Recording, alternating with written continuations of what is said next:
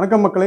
நான் உங்கள் அவினாசி கருப்பண்ணன் பேசுகிறேங்க. இன்னைக்கு பார்த்தீங்கன்னா, நம்ம ஒரு ரெசிபி ஒன்று செஞ்சு பார்க்கலாம். அது என்ன ரெசிபி அப்படின்னா, சீரக சம்பா ரைஸில் தூத்துக்குடி கோவங்காடு பிரியாணி அப்படின்னு சொல்லிட்டு ஒரு ரெசிபி ஒன்று செஞ்சு பார்க்கலாம். அந்த ஊரில் இருக்க ஒரு நம்ம நண்பர் தான் வந்து இந்த ரெசிபி வந்து நமக்கு சொல்லிக் கொடுத்தாரு. அதனால பார்த்தீங்கன்னா, அவரோட ஊர் பேர் வந்து நம்ம வச்சிருக்கேன். இதை நம்ம எப்படி செய்யலாம்னு சொல்லிட்டு பார்க்கலாம் வாங்க. பிரியாணிக்கு தேவையான என்னென்ன பொருள் போடுறோம் அப்படின்னு சொல்லிட்டு எல்லாத்தையும் பார்த்துடலாம். அதுக்கு அடுத்து பார்த்தீங்கன்னா, பிரியாணியோட செய்முறைக்கு போயிடலாம். ஓகே.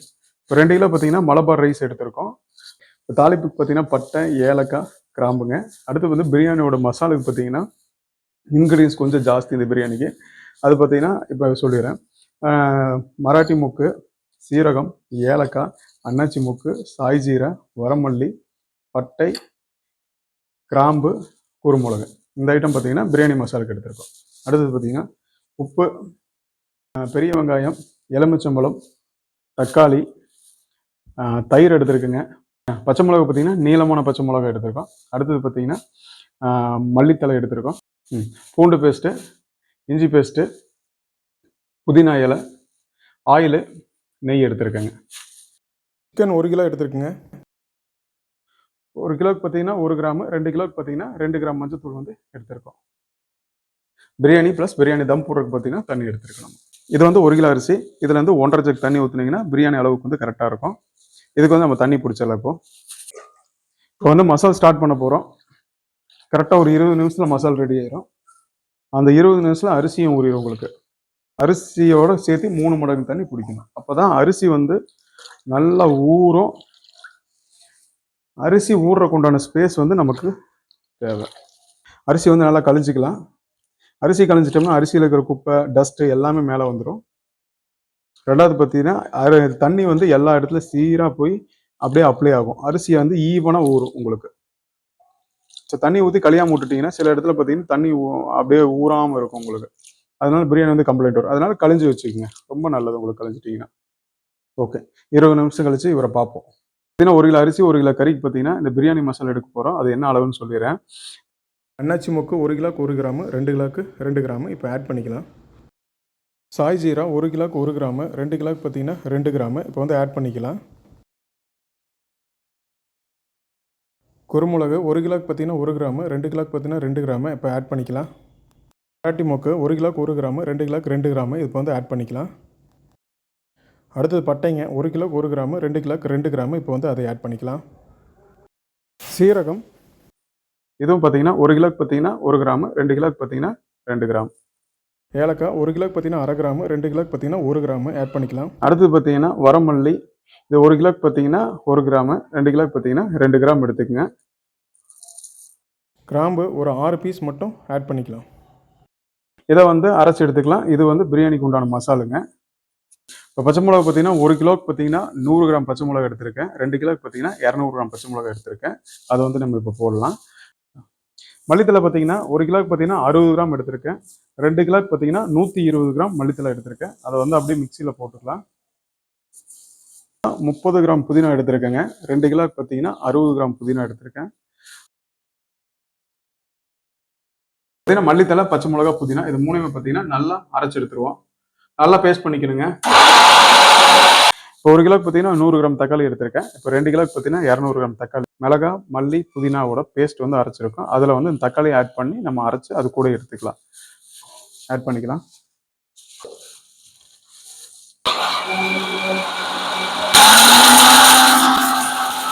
ஓகே, இப்போ பார்த்தீங்கன்னா இந்த பேஸ்ட் வந்து அரைச்சி எடுத்தாச்சுங்க. அதுக்கடுத்து பார்த்தீங்கன்னா மசாலும் பார்த்தீங்கன்னா அரைச்சி எடுத்தாச்சு. அடுத்து வந்து நம்ம வந்து பிரியாணி எப்படி செய்யலாம்னு பார்க்கலாம். இப்போ பார்த்தீங்கன்னா பிரியாணிக்கு உண்டான எல்லா ஐட்டம் ரெடி ஆயிடுச்சு. அடுத்து வந்து பிரியாணி எப்படி செய்யலாம்னு பார்க்கலாம். இப்போ அடுப்பு பற்ற வச்சிடுறேன்.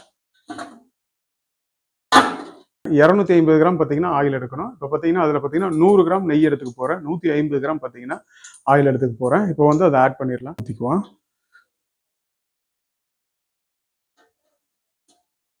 ஓகே,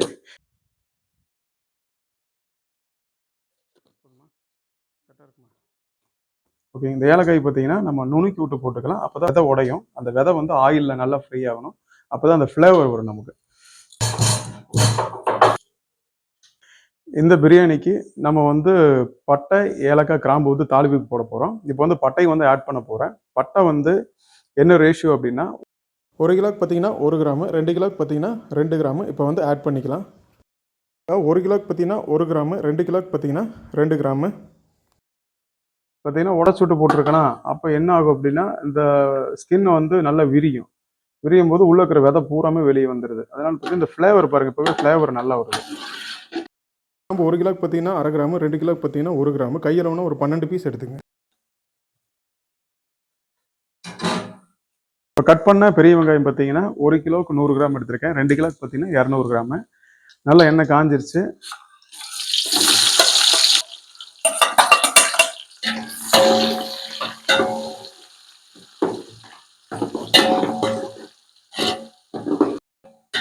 வெங்காயம் வந்து முடிஞ்ச வரைக்கும் நைஸாக வெட்டி போட்டுக்குங்க. அப்போ தான் வந்து வெங்காயம் பார்த்தீங்கன்னா அப்படி ஈவனாக வேகும் உங்களுக்கு.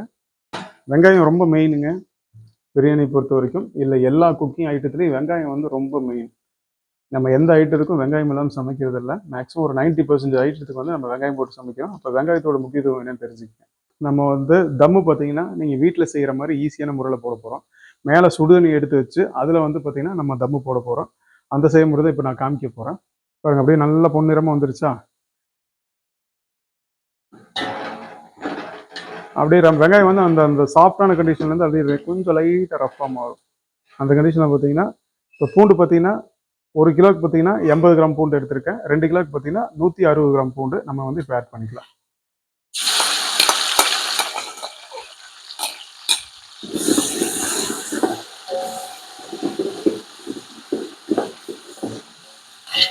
பூண்டு அப்படியே போட்ட உடனே அப்படியே ஸ்மெல் பார்த்தீங்கன்னா அருமையாக இருக்குது. பூண்டோட ஸ்மெல் ரொம்ப பிடிக்குங்க எனக்கு. அடுத்து பார்த்தீங்கன்னா இஞ்சி பார்த்தீங்கன்னா 1 கிலோவுக்கு 80 கிராம் இஞ்சிங்க. 2 கிலோவுக்கு பார்த்தீங்கன்னா 160 கிராம் இஞ்சி பேஸ்ட் எடுத்திருக்கேன். அதை வந்து நம்ம இப்போ ஆட் பண்ணிக்கலாம்.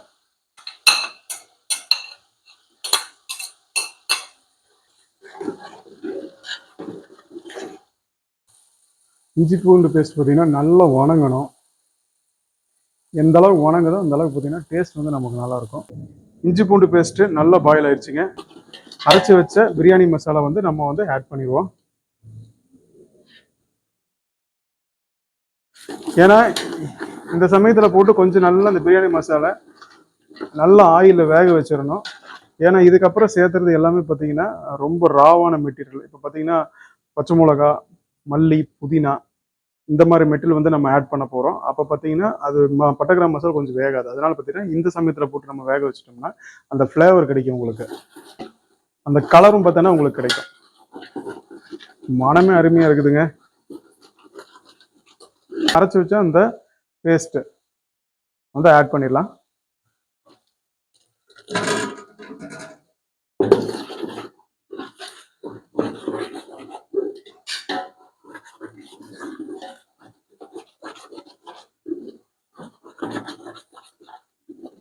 மசால் மட்டும் கொஞ்சம் நல்லா வேக வச்சுங்க. இந்த பச்சை வாசம் வந்து போகணும் உங்களுக்கு. முடிஞ்ச வரைக்கும் எந்த அளவுக்கு பச்சை வாசம் போகுதோ அந்த அளவுக்கு பார்த்தீங்கன்னா பிரியாணி டேஸ்ட்டாக இருக்கும். பச்சை வாசம் இருந்தால் அது வேற மாதிரி ஸ்மெல் வரும் உங்களுக்கு. முடிஞ்ச வரைக்கும் பச்சை வாசம் போகிற அளவுக்கு இந்த ஸ்டேஜில் நல்லா நீங்கள் வந்து பாயில் பண்ணி எடுத்துக்கங்க. ஓகே, இந்த பிரியாணிக்கு பார்த்தீங்கன்னா எல்லாமே பார்த்தீங்கன்னா எலும்பு பீஸாக தான் எடுத்திருப்பேன். உங்களுக்கு பார்த்தீங்கன்னா நல்லா தெரியுதா. எலும்பு பீஸாக இருந்துச்சுன்னா ரொம்ப நல்லா இருக்கும் பிரியாணிக்கு உங்களுக்கு. அந்த டேஸ்ட் நல்லா இருக்கும். இந்த இது வந்து சாஃப்டாக இருக்கும் ஸ்கின்னு பார்த்தீங்கன்னா உங்களுக்கு. ஒரு 40 கிராம் பீஸ் எடுத்திருக்கேங்க. இந்த பிரியாணி 40 கிராம் பீஸ் போட்டீங்கன்னா கரெக்டாக இருக்கும் உங்களுக்கு, நல்லா இருக்கும் உங்களுக்கு. ஓகே, இப்போ 2 கிலோ ரைஸுக்கு 2 கிலோ சிக்கன் எடுத்திருக்கேன். அந்த இப்போ மசால் பார்த்தீங்கன்னா நல்லா பாயில் ஆயிடுச்சு. அந்த பச்சை வாசம் போயிடுச்சுங்க. இந்த சமயத்தில் பார்த்தீங்கன்னா சிக்கன் வந்து நம்ம ஆட் பண்ணிடுவோம்.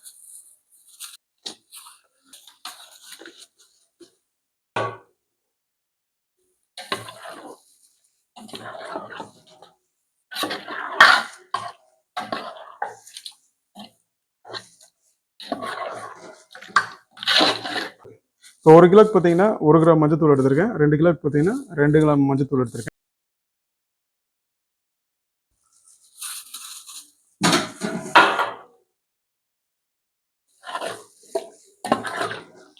இப்போ பிரியாணிக்கு பார்த்தீங்கன்னா தயிர் 1 கிலோக்கு பார்த்தீங்கன்னா 70 ml எடுத்திருக்கேன். 2 கிலோக்கு பார்த்தீங்கன்னா 140 ml தயிர் எடுத்திருக்கேன். ஓகேங்களா, அது வந்து நம்ம ஆட் பண்ணிடலாம்.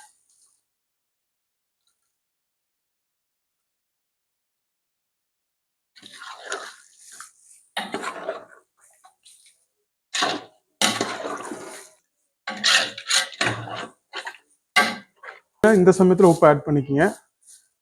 1 கிலோக்கு பார்த்தீங்கன்னா 55 கிராம் உப்பு எடுத்துருக்குங்க. 2 கிலோக்கு பார்த்தீங்கன்னா 110 கிராம் உப்பு எடுத்திருக்கேன். 5 கிராம் சேர்த்து எடுத்திருக்கேன். ஏன் அப்படின்னா இதில் வந்து மசால் ஜாஸ்திங்க. இப்போ மசால் ஜாஸ்தி ஆகும்போது ஒரு 5 கிராம் உப்பு வந்து நம்ம சேர்த்திக்கிறது ரொம்ப நல்லது, கரெக்டாக இருக்கும்.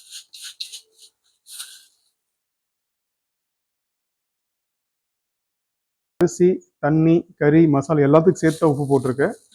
அந்த உப்பு பார்த்தீங்கன்னா ஃபுல்லாக பிரியாணிக்கு போட்டாச்சு. இப்போ என்னன்னா அடுத்தது தண்ணி ஊற்றி அரிசி போடும்போது அந்த உப்பு வந்து அதோட சேர்ந்து ஈவன் ஆகிக்கும். அது பயப்பட வேண்டியதில்லை. நீங்கள் இந்த சமயத்திலே வந்து ஃபுல் உப்பு போட்டுக்கலாம்.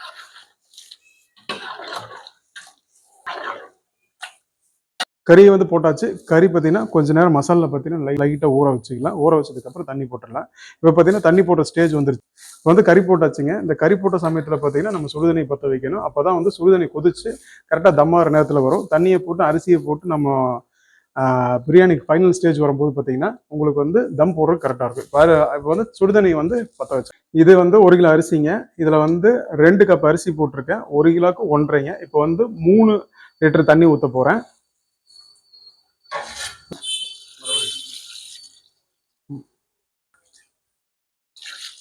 2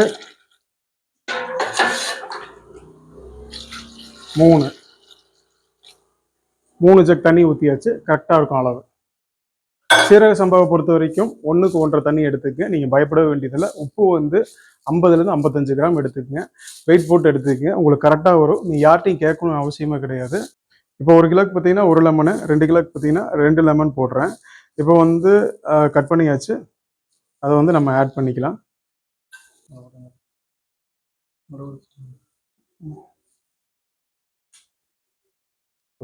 லெமன் வந்து பழத்தளவில் எடுக்கும்போது கொஞ்சம் முன்ன பின்ன டிஃப்ரெண்ட் வரும். உங்களுக்கு ரொம்ப அக்யூரேட்டாக வரணும்னு ஒன்றும் பிரச்சனை இல்லை. இது வெயிட் போட்டு எடுத்துக்கோங்க. 1 கிலோக்கு பார்த்தீங்கன்னா 25 கிராம் இந்த லிக்யூடை 25 கிராம் அந்த வெயிட் போட்டு எடுத்துட்டிங்கன்னா உங்களுக்கு அந்த மெஷர்மெண்ட் கரெக்டாக இருக்கும். நீங்கள் அதை கூட நீங்கள் ஃபாலோ பண்ணிக்கலாம். இப்போ மசாலா ஸ்டார்ட் பண்ணும்போது அரிசி ஊற வச்சுருந்தோம். ஒரு 20 நிமிஷம் ஆயிடுச்சுங்க. 20 நிமிஷத்தில் பார்த்தீங்கன்னா அரிசி நல்லா ஊறிடுச்சு. இப்போ வந்து தண்ணி வடிச்சுட்டு எடுத்துடலாம். அரிசி ஊற வச்சு கழிஞ்சுட்டு ஒரு டைம் தண்ணி வடிச்சிருங்க. இன்னொரு டைம் வந்து தண்ணியை பிடிச்சி ஒரு டைம் வடிச்சிக்கங்க. பார்த்தீங்கன்னா மசாலா தண்ணி வந்து கொதி வந்துட்டு இருக்குது. பர்னருக்கு சைடில் இருக்குது சட்டி. அதனால பார்த்தீங்கன்னா கொஞ்சம் சென்டர் பண்ணி வச்சுக்கலாம். சென்டர் பண்ணி வச்சுனா ஈவனாக வரும் உங்களுக்கு. நம்ம கமர்ஷியலான அடுப்பு எடுக்கல. 2 கிலோக்கு வந்து இந்த அடுப்பு வந்து கொஞ்சம் கம்மி தான். அதனால பார்த்தீங்கன்னா ஒரு பர்னர் வந்து சென்டராக வச்சுக்கோங்க. இப்போ நல்லா கொதி வந்துட்டு இருக்கு. இப்போ வந்து அரிசியை வந்து ஆட் பண்ணி விட்டுறலாம்.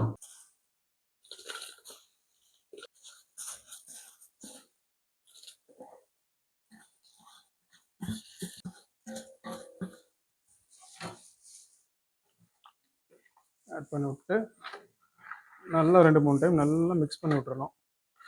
கலர் பாருங்கள், மிலிட்ரி கிரீன் கலரில் இருக்கு. பார்க்குறதுக்கு ரொம்ப நல்லா இருக்குங்க. சாப்பிடணும் போலயே இருக்குது. மிளகாத்தூள் போடுறது கிடையாது. பச்சை மிளகாலே பார்த்தீங்கன்னா டேஸ்ட்டும் காரமும் கரெக்டாக கொண்டு வரணும். சாப்பிட்டிங்கன்னா ரொம்ப ஜீரணமாகும் ஈஸியாக. நம்ம எந்த பிரியாணிக்குமே பார்த்தீங்கன்னா அஜினமோட்டோ ஃபுட் கலரும் யூஸ் பண்ணுறதில்ல. நம்ம கடைக்கும் சரி இந்த செய்முறையிலையும் சரி. அரிசியை போட்டதுக்கப்புறம் பார்த்தீங்கன்னா நான் புளிஞ்சு வச்சுருந்த லெமனு, அந்த லெமன் பார்த்தீங்கன்னா நம்ம வந்து இப்போ ஆட் பண்ணி விட்டுடலாம். விதை வந்து போயிடக்கூடாதுங்க. விதையை வந்து வடிகட்டி எடுத்துக்கங்க.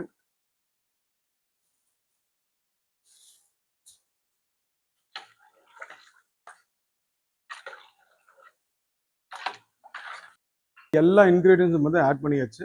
ஃபைனலாக அரிசி போட்டதுக்கப்புறம் நம்ம வந்து உப்பு ஒரு டைம் செக் பண்ணுவோம். அந்த உப்பு வந்து செக் பண்ணிக்கலாம். அதில் வந்து உப்பு, புளிப்பு, காரம் எல்லாமே கரெக்டாக இருக்கான்னு நம்ம செக் பண்ணிக்கலாம். அதில் வந்து ஆயிலை ஒதுக்கி விட்டு எடுத்துக்கங்க. லைட்டாக ஒதுக்கி விட்டுட்டு அப்படி எடுத்தீங்க அவ்வளோதான்.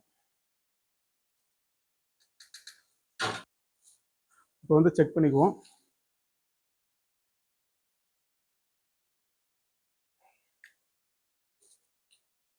கரெக்டாக இருக்கும். உப்பு, புளிப்பு, காரம் வந்து பக்காவாக இருக்குது. அடுத்தது நம்ம தைரியமாக பிரியாணியை தம் போட்டுடலாம். இப்போ பார்த்தீங்கன்னா ஃப்ளேம் வந்து 2 கிலோவுக்கு வந்து கொஞ்சம் கம்மியான ஃப்ளேம் தாங்க. அதனால் என்ன பண்ணணும்னா அந்த உப்பை செக் பண்ண உடனே மூடியை போட்டு மூடி விட்டுருங்க.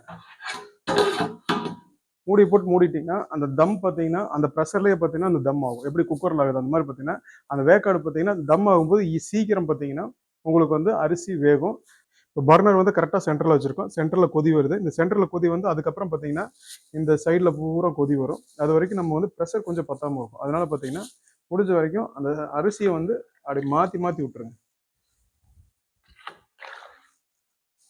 வேகாத அரிசி வேகிற இடத்துக்கு வரும். வெந்த அரிசி கொஞ்சம் தள்ளி போகும், வேகாத இடத்துக்கு போகும்.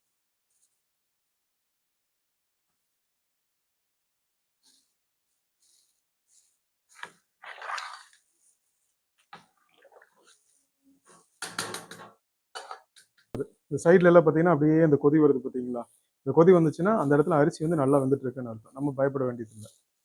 ஃபுல்லாக வந்து சட்டி பூரா பார்த்தீங்கன்னா அந்த கொதி வரணும். வந்துருச்சுன்னா சட்டி பூரா பார்த்தீங்கன்னா ஹீட்டு ஈவனாக வந்து பரவுது.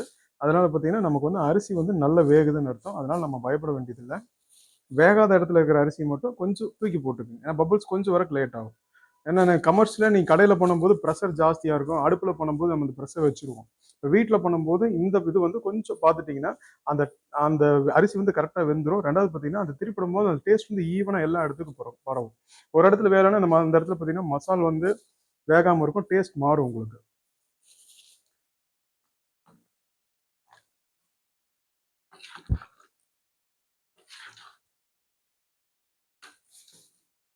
அந்த கொதி வந்து எல்லா இடத்துலையும் வந்துருச்சுன்னா அரிசி நல்லா வேகுது. கொதி வராத இடம் அரிசி வேகல. அப்போ நம்ம கொஞ்சம் கவனமாக பார்க்கணும். அரிசி லைட்டாக திருப்பி விடணும். வேகாத அரிசியை லைட்டாக திருப்பி விடணும். அதுக்கு ரொம்ப கவனமாக வச்சுக்கோங்க. அது ரொம்ப முக்கியமான ஒரு விஷயம். நீங்கள் இந்த மாதிரி வீட்டில் பழகினா தான் நாளைக்கு நீங்கள் ஒரு கடையை ஓப்பன் பண்ணீங்கனாலுமே அதை வந்து நீங்கள் தைரியமாக பண்ண முடியும். அந்த விஷயங்கள்லாம் உங்களுக்கு தெரியும். அதுக்காக நான் சொல்றேன்.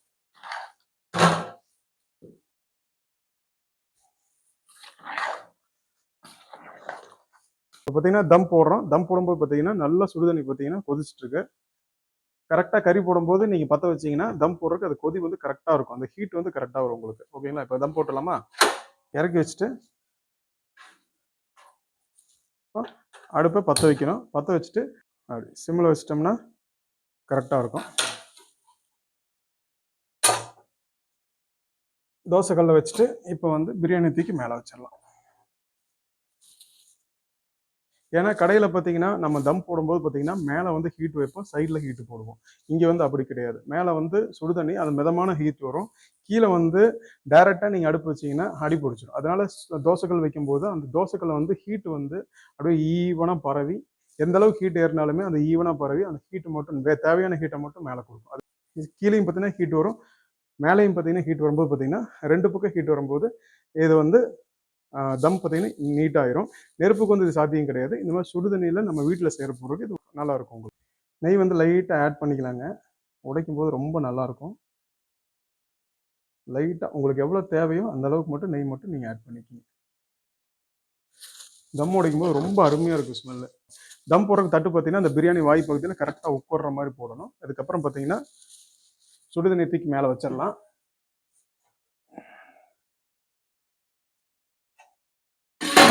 மேலே ஒரு மூடி போட்டுருவோம். பிரியாணி தட்டில் எங்கேயாவது ஹோல்ஸ் இருக்கும் அப்படின்ற ஒரு பட்சத்தில் பார்த்தோன்னா இதுக்கு மேலே ஒரு வெயிட் ஒன்று வச்சிட்டோம்னா நமக்கு வந்து அந்த ப்ரெஷர் பார்த்தீங்கன்னா கீழே இறங்கும்போது ஹீட் வந்து வெளியே போகாது.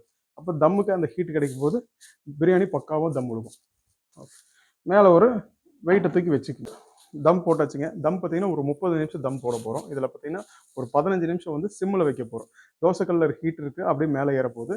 மேலே இருக்கிற ஹீட் வந்து மிதமாக கீழே இருக்கும். தோசைக்கல்லில் வந்து கொஞ்சம் ஹீட் ஜாஸ்தியாகும், மேலே சுடுதண்ணிலேருந்து கொஞ்சம் ஹீட் வந்து ஈவனாக இருக்கும். அப்போ பார்த்தீங்கன்னா ஒரு 15 நிமிஷம் கொடுத்தா போதும். கீழே இருக்கிற அரிசி அப்படியே வெந்துடும். அதுக்கப்புறம் அதை ஆஃப் பண்ணி விட்டோம்னா அதுக்கப்புறம் மேலே இருக்கிற அரிசி வந்து பார்த்தீங்கன்னா அந்த சுடுதண்ணியோட ஹீட் பார்த்தீங்கன்னா அப்படியே கீழே வரைக்கும் கொண்டு வந்து வேக வைக்கும். அப்போ என்னன்னா ரெண்டு பக்கம் மேலே கீழே பார்த்தீங்கன்னா அரிசி வந்து அப்படியே வெந்துடும். இப்போ பக்காவாக பார்த்தீங்கன்னா ஒரு 30 நிமிஷம் கழிச்சு தம் எடுக்கிறோம். எடுத்து வேணா காமிக்கிறேன் பாருங்க. 12:45க்கு தம் போட்டிருக்கோம். இப்போ மணி வந்து 1 ஆச்சு. இப்போ வந்து சிம்மை வந்து நம்ம ஆஃப் பண்ணி விட்டுறலாம். 1:15 ஆயிடுச்சுங்க. நம்ம கொடுத்த 30 நிமிஷம் பார்த்தீங்கன்னா தம்மை உடச்சு விட்டு நம்ம எப்படி இருக்குன்னு பார்க்கலாம். 1/2 மணி நேரம் தம் விட்டாச்சுங்க. இப்போ வந்து தம்மை எடுத்துடலாம். தம்மை உடைச்சிடலாம். உண்மையாக பிரியாணி வேற லெவலில் இருக்குங்க. அதான் ரொம்ப டிஃப்ரெண்ட்டாக இருக்குது.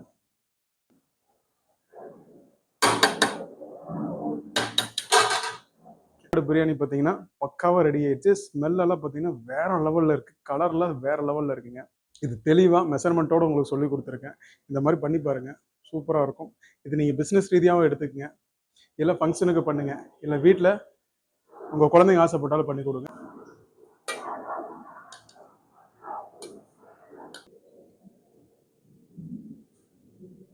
இப்போ நம்ம மெத்தடில் சாப்பிட்டு பார்க்கலாங்க. ஒன்றும் இல்லை, சிக்கன் பீஸு, கொஞ்சம் அப்படியே பிரியாணி ரைஸு, தயிர், ஆனியன் அப்படியே மிக்ஸ் பண்ணி சாப்பிட்டு பார்ப்போம்.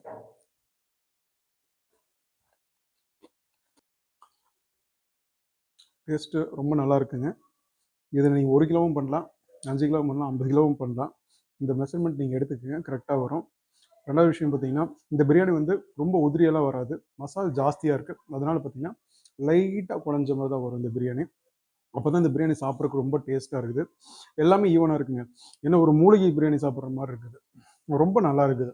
மெஷர்மெண்ட் வந்து உங்களுக்கு பக்கா அக்யூரேட்டாக சொல்லி கொடுத்துருக்கேன். நீங்கள் தைரியமாக இந்த பிரியாணி நீங்கள் செஞ்சு பாருங்கள். இந்த மாதிரி நான் என்னோட சேனல்ஸை கொஞ்சம் பாருங்கள், அந்த வீடியோவை ஃபுல்லாக பாருங்கள், ஓட்டி விட வேண்டாம்.